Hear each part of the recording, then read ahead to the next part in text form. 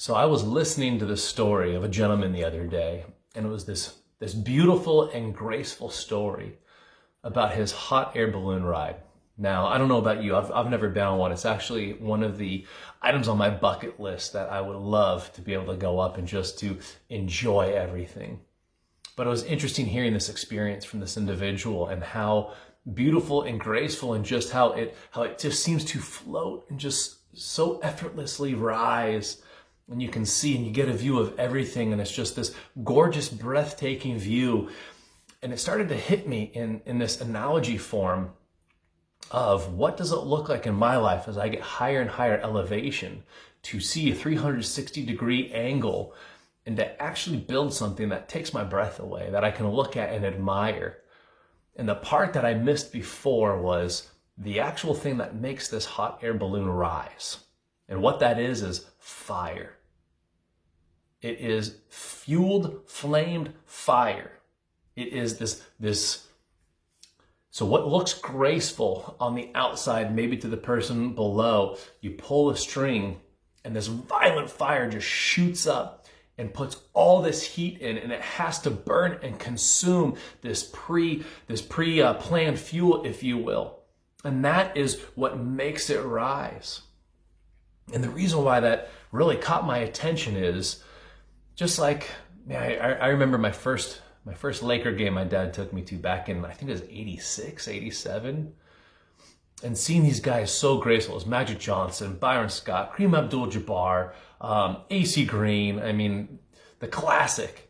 But everyone just appeared so graceful. And I remember being this kid in awe, and again, just like the hot air balloon, of seeing this grace and beauty and what seemed to be effortless. But what I missed was the fire and the fuel and the passion that it took day after day of the practice and what got done in the dark. So what is the point to this and living the recovery way? Well, we seem to see this projected version with so many people, especially on social media, that looks like this effortless and bumpless road.